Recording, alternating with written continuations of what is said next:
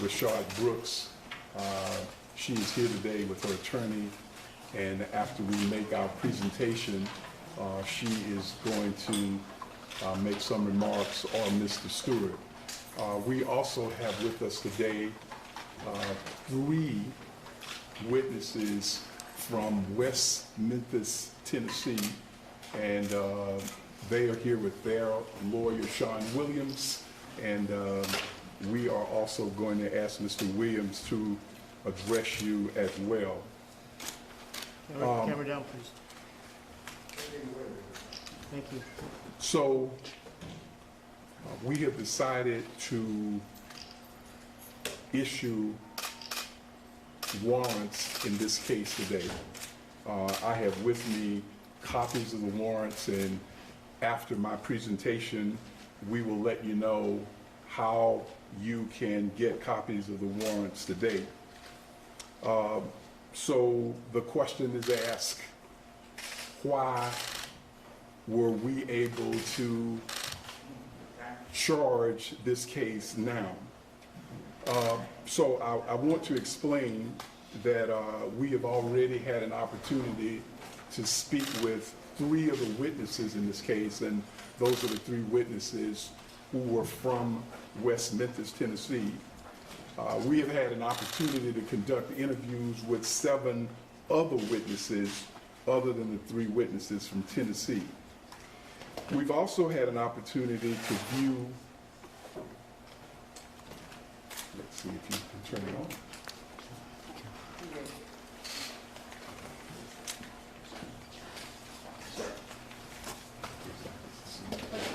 Can you all slide it back a little this way so we can?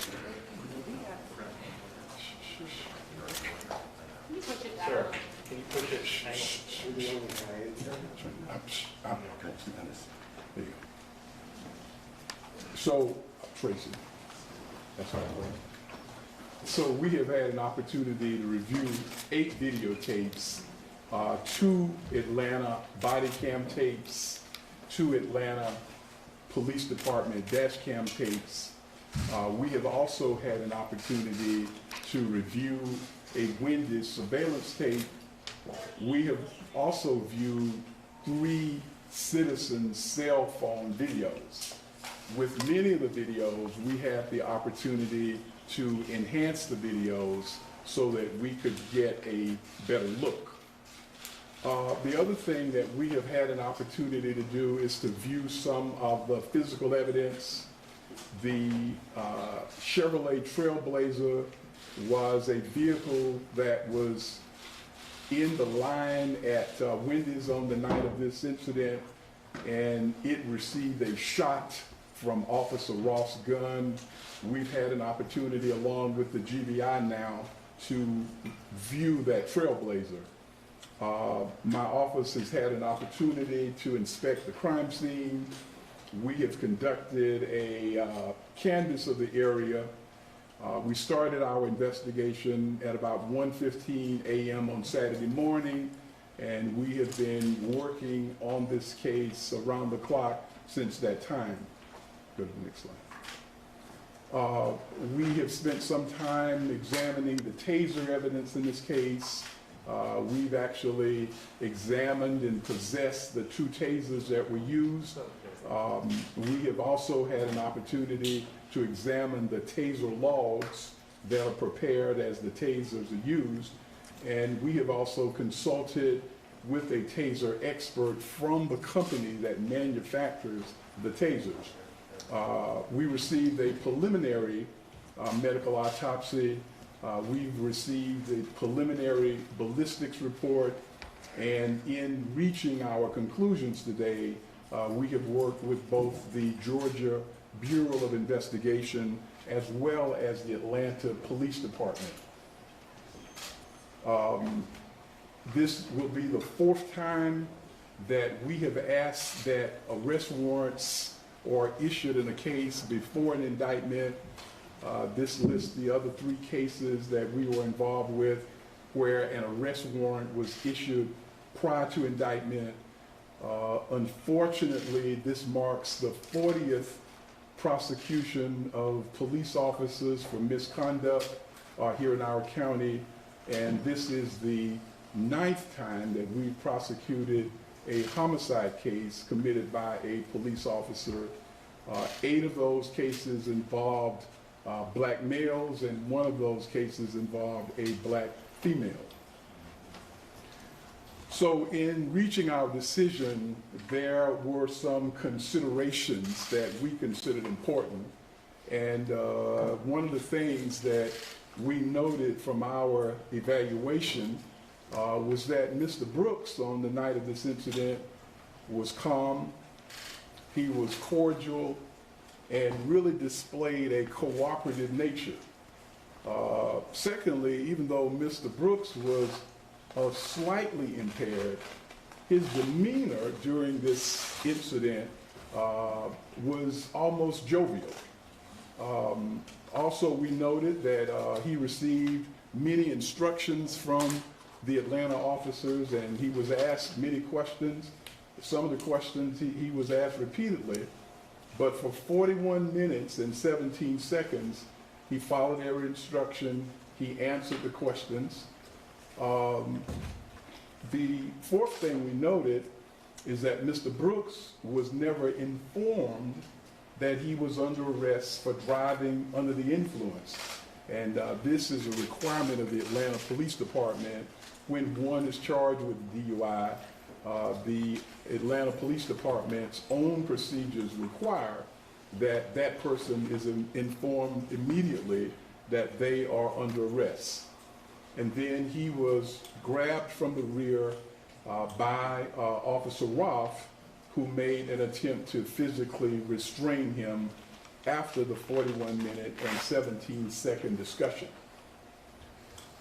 We concluded and considered it as one of our important considerations that Mr. Brooks never presented himself as a threat.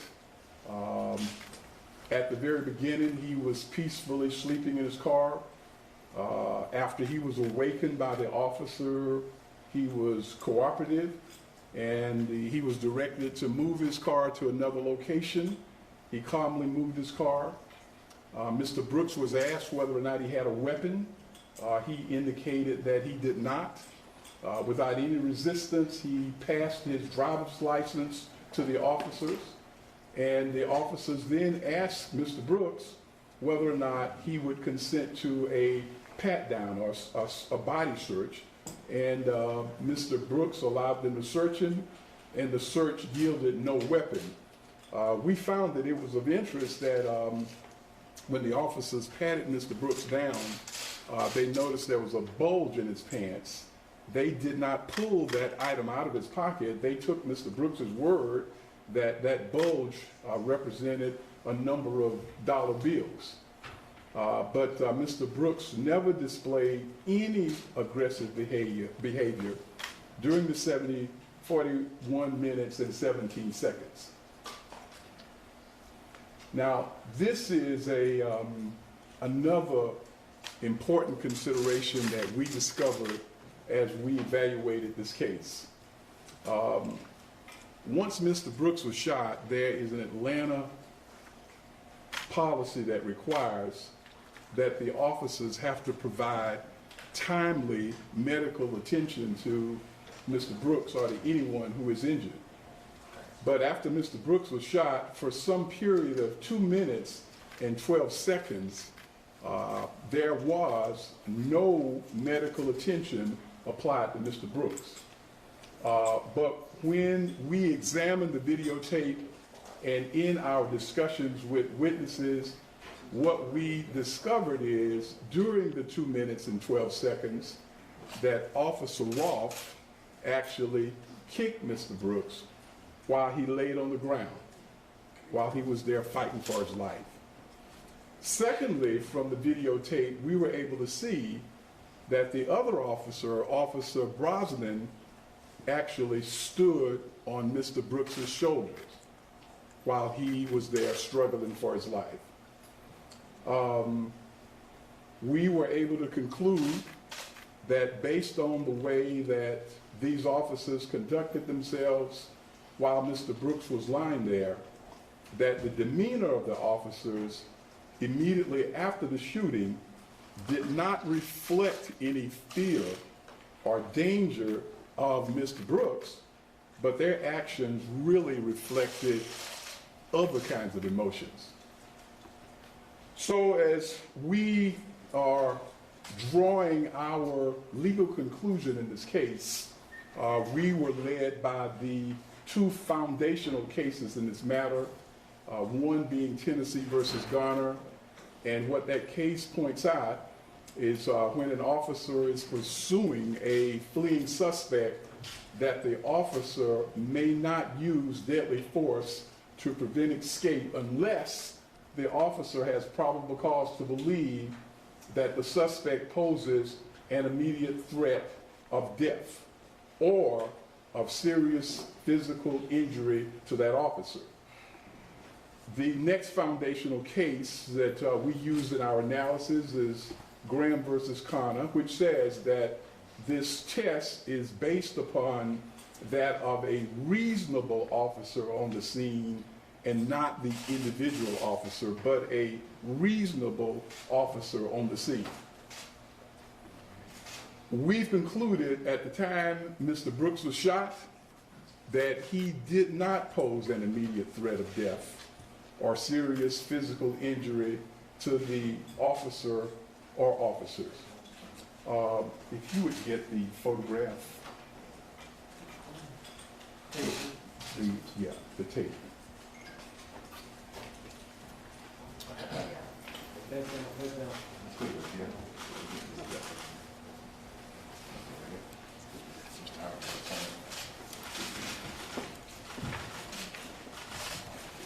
This is the first photograph that we were able to, let me just kind of flip it to see if you can get it straight.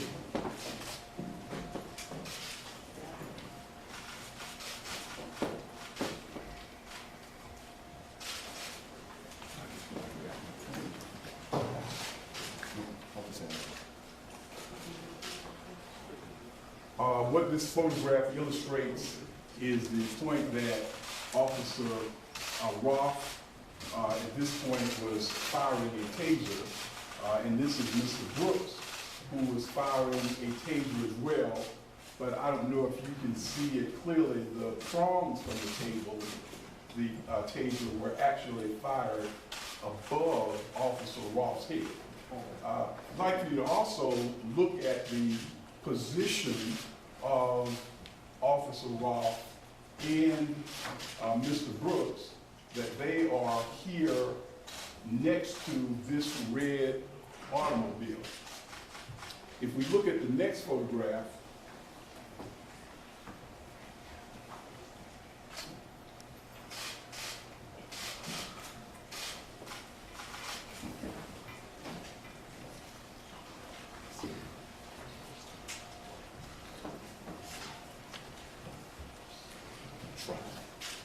Thank you. if we look at the next photograph, we'll see that the positions of both parties, they've changed. Mr. Brooks has now moved away from his original position, and we estimate the distance is probably about 12 feet.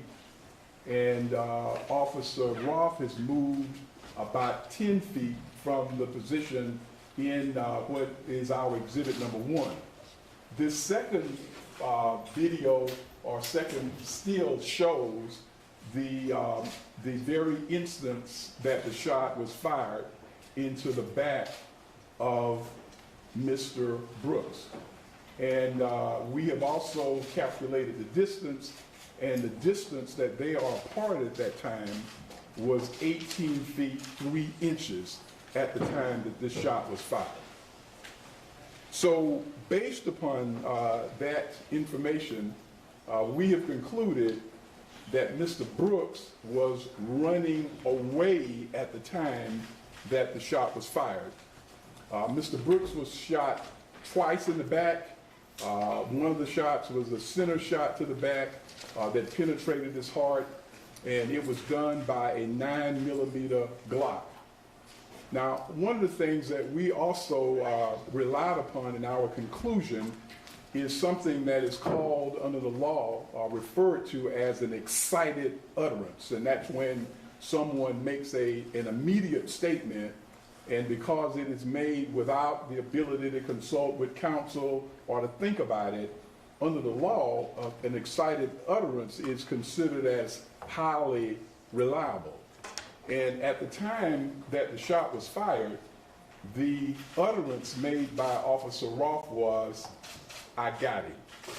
That was the statement that was made at that time. We also noted that Officer Rolfe was firing a taser at Mr. Brooks. The City of Atlanta SOPs, in fact, prohibit officers from firing tasers at someone who is running away. So the City of Atlanta says you cannot even fire a taser at someone who is running away, so you certainly can't fire a gun, a handgun, at someone who is running away.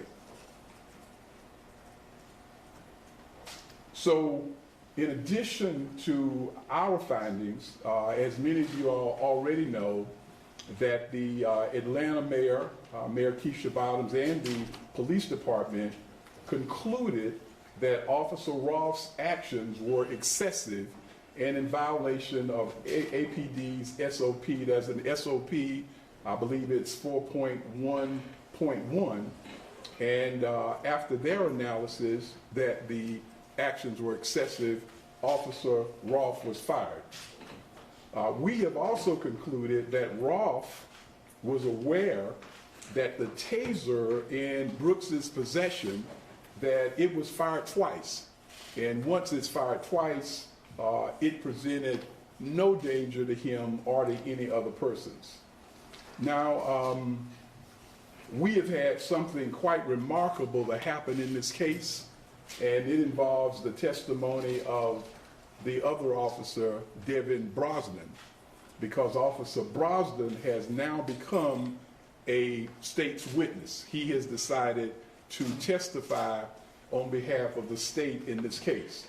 What he has said to us, that is within a matter of days, he plans to make a statement regarding the culpability of Officer Rolfe.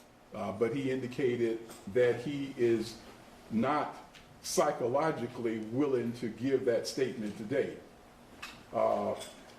Officer Brosnan, however, has admitted that he was in fact standing on Mr. Brooks's body immediately after the shooting. So these are the charges that we have had filed today, signed by one of our Superior Court judges.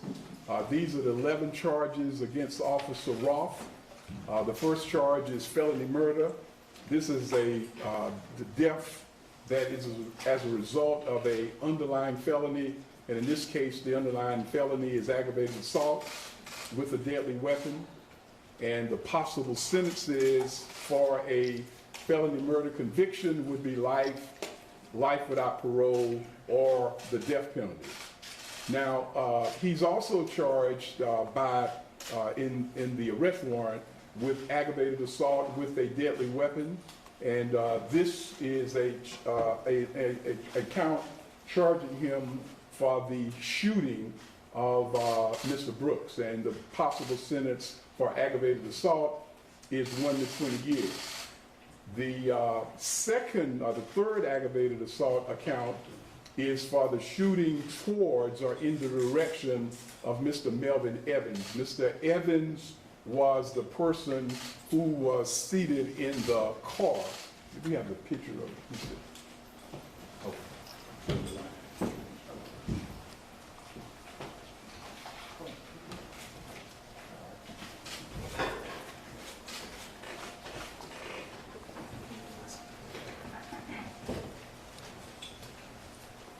And if you would point out, this automobile is the place that Mr. Evans and his two companions were driving, and a shot was fired. And I believe we've also got a photo of the shot that ended up in the vehicle. think you gotta stand it up.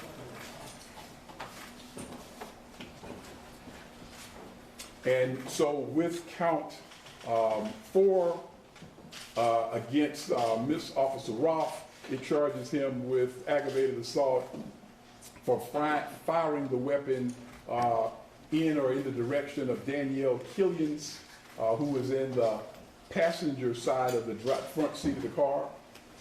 Next slide. Count 5 is an aggravated assault charge, and this was a charge for shooting towards or in the direction of Michael Perkins. Mr. Perkins was seated in the rear of this same vehicle at that time. There's a charge for criminal damage for shooting into that vehicle. Also, Officer Rolfe is charged with 7 violations of office. Each one of those carries a 1 to 5 sentence.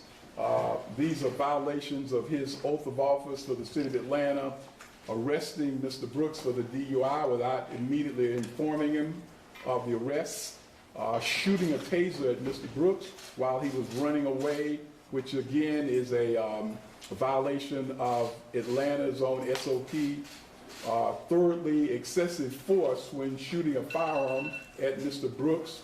And number 4 is the failure to render timely medical aid. Those are the 4 violations of oath. The 8th is for kicking Mr. Brooks, and the possible sentence for kicking Mr. Brooks is from 1 to 20 years. And we actually have a photograph of the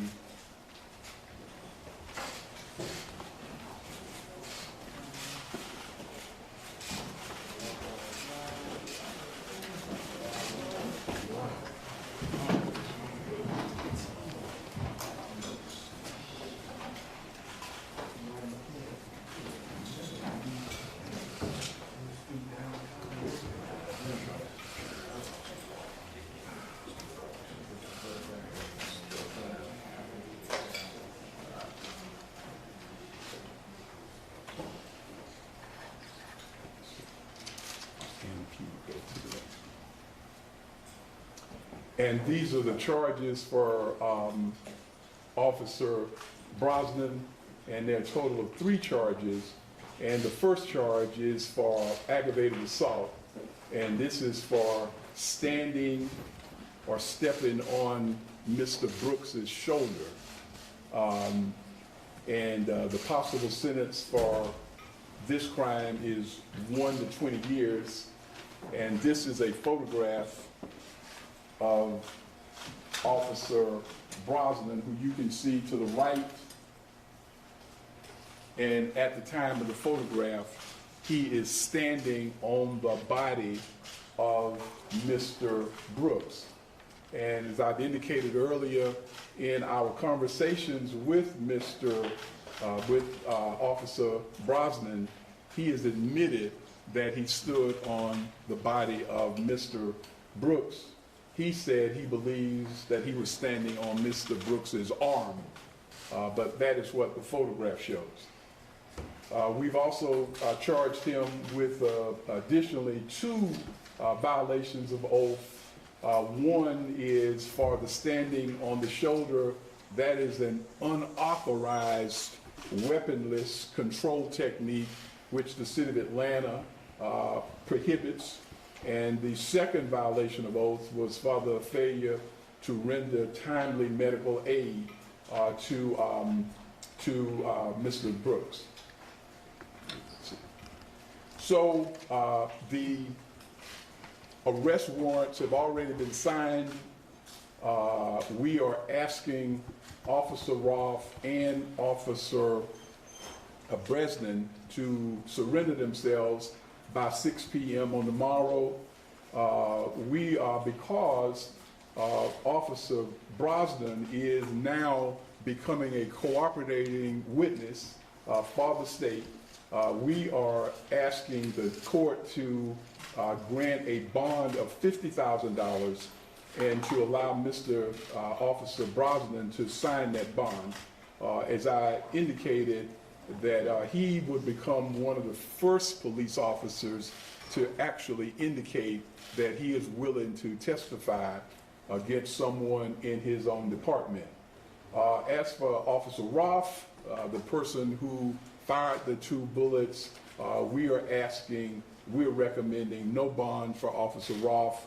If he is given a bond, that would be done by one of our Superior Court judges. But because of the severity of his act, and then following up that act with kicking Mr. Brooks, we're asking that he not be granted a bond. I think that's it. I do want to ask Mr. Sean Williams.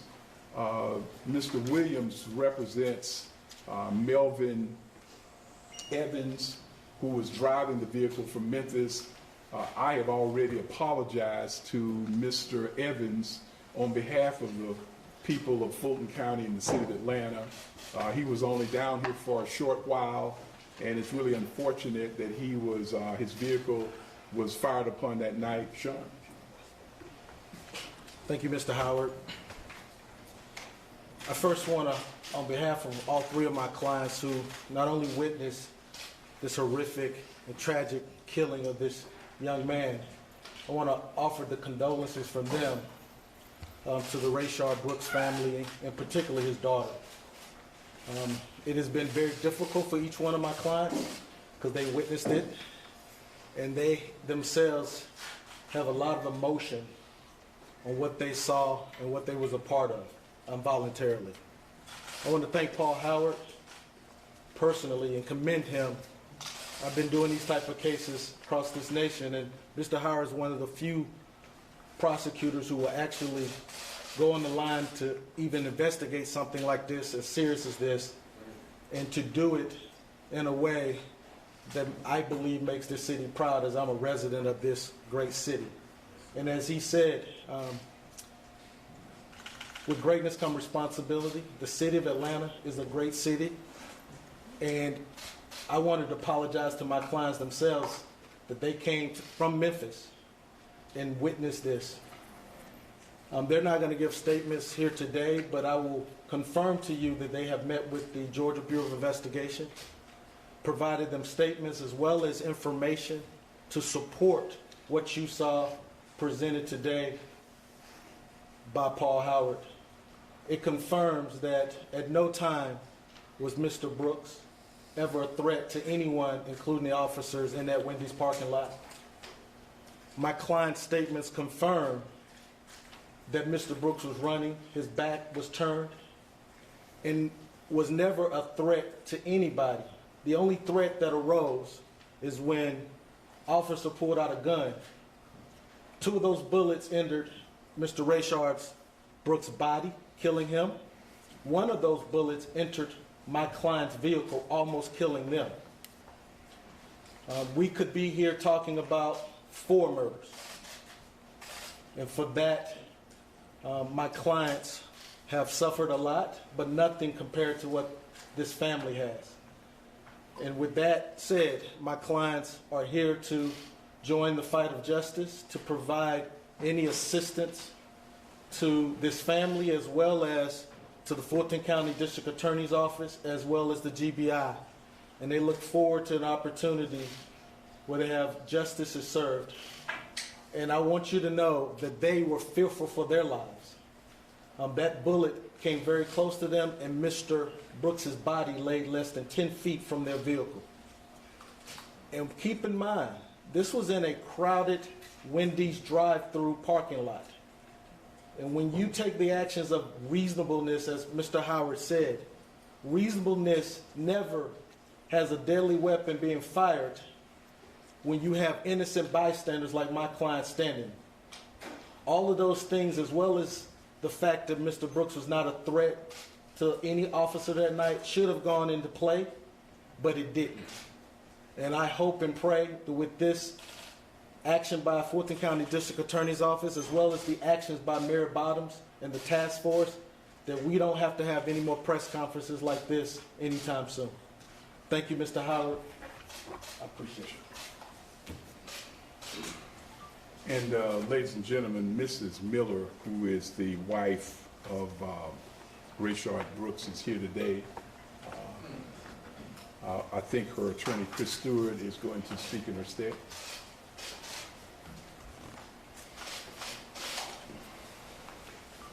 Good evening, I'm Chris Stewart, from my law partner Justin Miller. Tamika is not in a position to speak right now. She wasn't aware of all of this information, just like we weren't aware, just like I don't believe the nation was aware of all of this, that the shot happened after the deployment of the Taser, where he started running again, that you would kick another human being after you just put 2 bullets in his back. But even in dark times like this, you have to try and see the light. And the positivity of this situation is the courageousness of Officer Brosnan to step forward and say what happened was wrong. It is officers like that who change policing. And I know he'll probably catch all kind of problems and hate and things like that, but it's the courageousness of those type of officers that we love and support. It's the courageousness of district attorneys that are going to do their job. And we were willing to accept whatever the findings were. But that's why people elect you. Do your job. That's why you become a police officer. Do what's right. So it's not a day of joy watching the charges and what's going to happen to this officer, because it shouldn't happen. So it's heartbreaking, but it is an attempt to redefine justice. Because like I said before, we don't have any idea what it is anymore in this world. And if this is what justice is going to start looking like, officers stepping forward to stop other officers, coming forward and helping try and get a family who now has their father gone justice, then we support it. And thank everybody out there who is supporting this family and trying to change the world of policing for the better for everybody.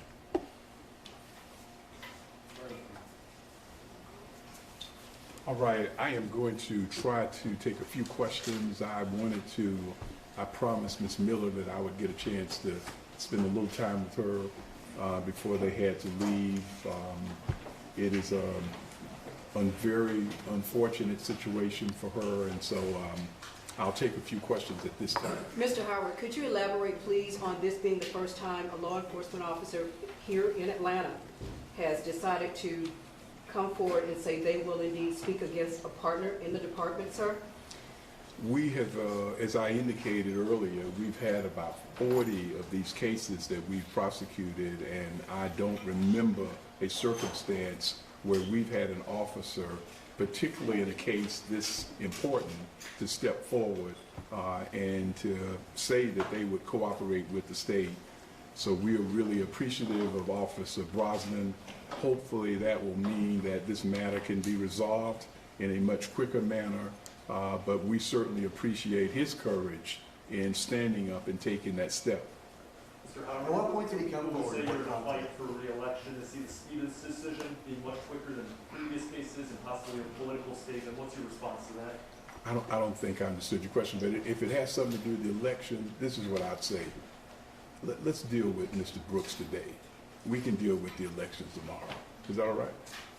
At what point did Officer Brosnan decide to testify for you?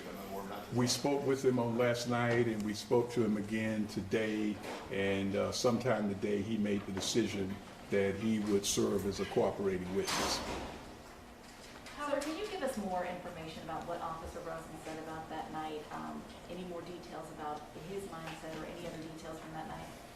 Well, he initially told us that he thought that it was the situation was well in hand and the situation was calm, but he was not an experienced DUI investigator, so that's why he called Officer Rolfe in. He has indicated to us that he was somewhat surprised that it accelerated into an actual arrest because he thought that the situation might have been resolved before then. So when he then decided to describe what happened, once the wrestling took place on the ground, you could tell he became a lot more emotional. And that's when he said to us that he needed some additional time to explain to us his feelings about the shooting that took place immediately afterwards. He did tell us that he approached the body afterwards, and he admitted that he did, in fact, as he described it, stand on the arm of Mr. Brooks. We asked why did he stand on his arm, and he said something to the effect that he really didn't know what was going on, and he was trying to ensure that Mr. Brooks did not have a weapon. And we found that kind of strange because Mr. Brooks had already displayed to them the fact that he did not have a weapon. Just to piggyback on what Joe said, there are other use of force cases in your office right now. What can you say to the families who are looking for closure to, if they see this and they're like, this is getting all the attention? What can you say to those families? Well, this is what I would say. We have been working diligently to prepare those cases, but this case has something that many of the others don't have. Number one, we've got videotape. We don't have body cams, we don't have dash cams, and so we have spent an inordinate amount of time and large sums of money trying to recreate crime scenes. We're not allowed, the police officers will not give us statements, and that's why we're very surprised, and really almost shocked that Brosnan has come forward, because in our other cases, we do not get statements to assist us from the officers involved. One of the things that I'm hoping that we will pass, not only in our state, but in the entire country, is that I think we need to change the law. I believe that prosecutors should be allowed to indict cases directly without a grand jury when they involve police shootings. And the question that you asked me, I would say to those folks that are waiting, if I had the authority to sign the indictments, I would sign them today. And I'm hoping, our legislature is in session. If you really want to do something to improve police misconduct, why don't you give district attorneys the right to proceed with the case without waiting for a grand jury? And that's particularly important now during the virus, is because it looks like right now we won't convene a grand jury in Fulton County until October. That's a long time. I wish that we could do it today. Typically, your office waits for the Georgia Bureau of Investigation to finish their reviews now. We sometimes we do and sometimes we don't. Why not in this case? Well, we didn't need it because as we pointed out, the evidence was available. We could move forward without getting the reports from the GBI, and we've been working with the GBI. In fact, today we worked together with the automobile that we talked about. So it was a different circumstance, because once you get the videotapes, and we've had 8 of them, I believe, in this case, it places the case on a different level of being investigated.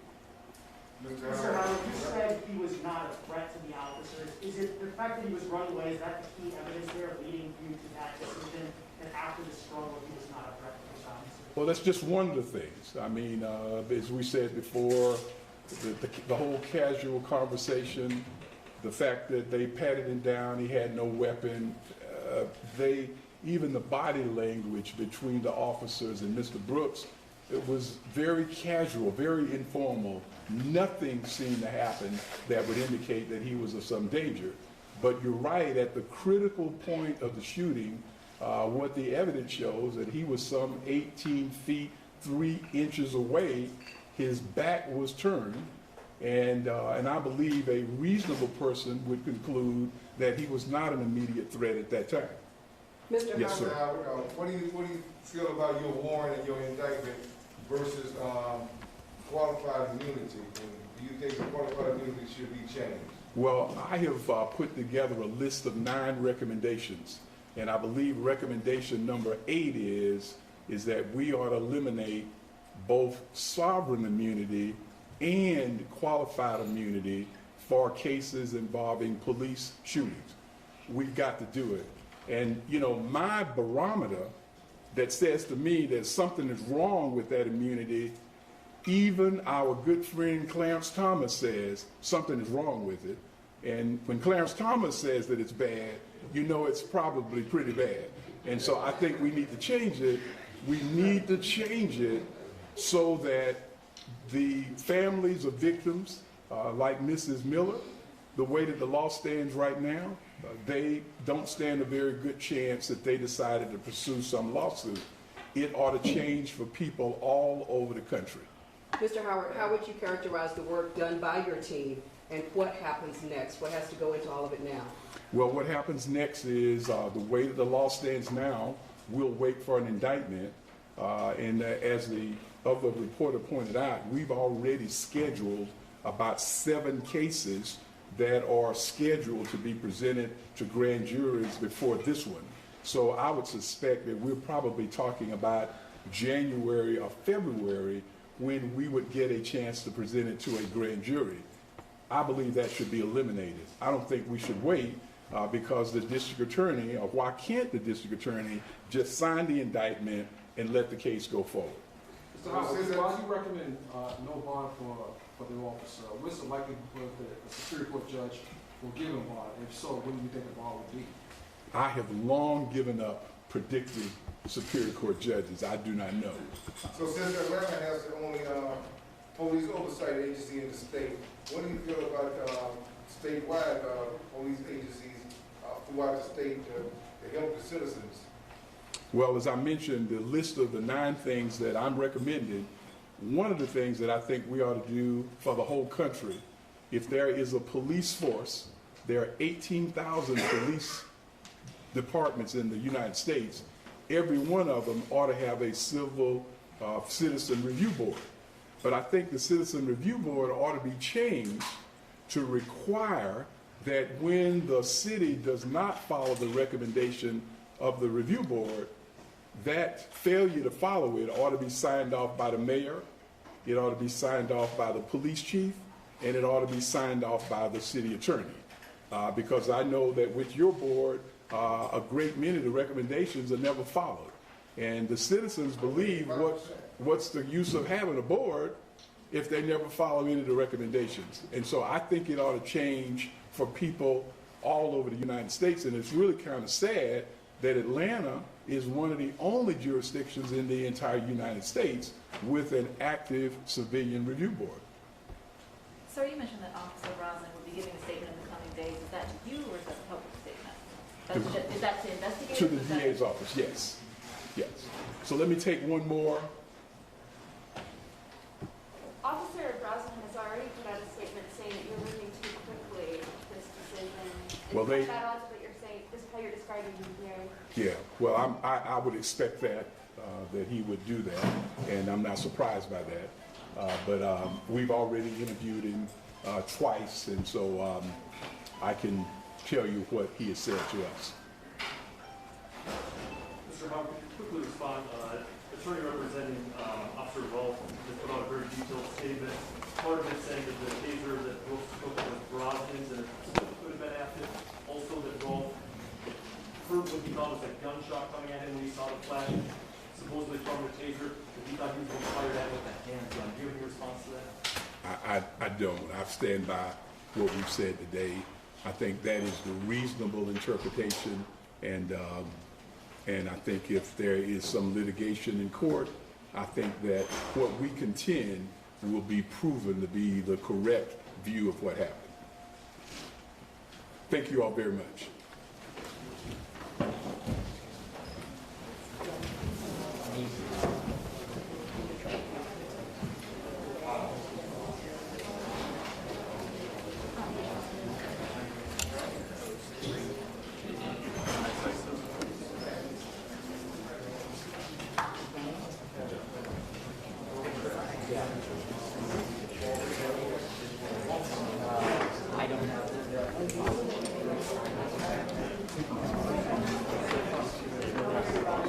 Yeah, so I'm gonna send them like email to everybody. I think everybody in here can deal with it. I'm gonna read like part about the deal here, and if anybody doesn't think they're on it, then they can.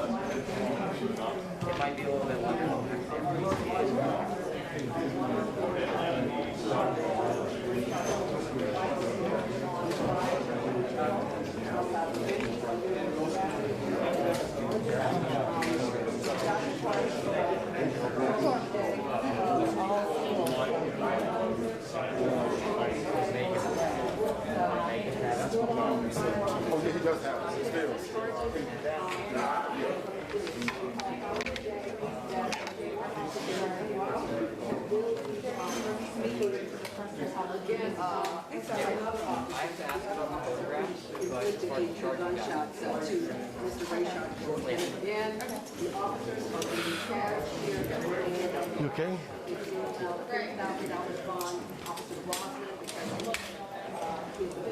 Sorry, I missed those pictures. Are you able to send them? I'm gonna find out. I haven't shared it.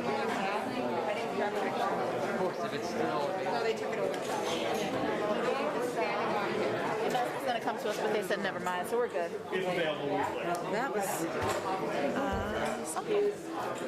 Yeah, when I heard the question, I had to pull up to you, but then... Don't worry about it. Don't worry about it. They're bringing all the slides to the center so we can get shots. Okay, thanks.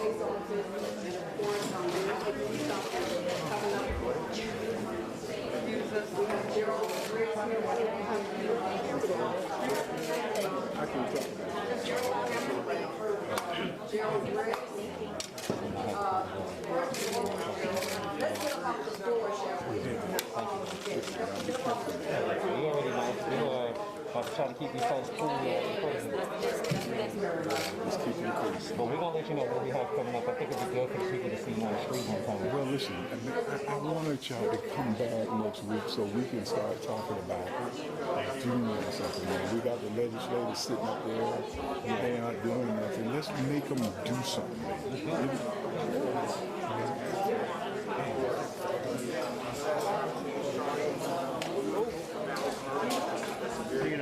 I'm gonna ask him to bring him forward right here in front of the podium so we can get shots of all of them. There was MS, it was taking me live of the show. Good. I think we've... Yeah, we'll deal with all that later. Okay, well, thank you. Howard's announcement that he is bringing charges against the shooting death of Mr. Rayshard. Now, talking to Gerald Brooks,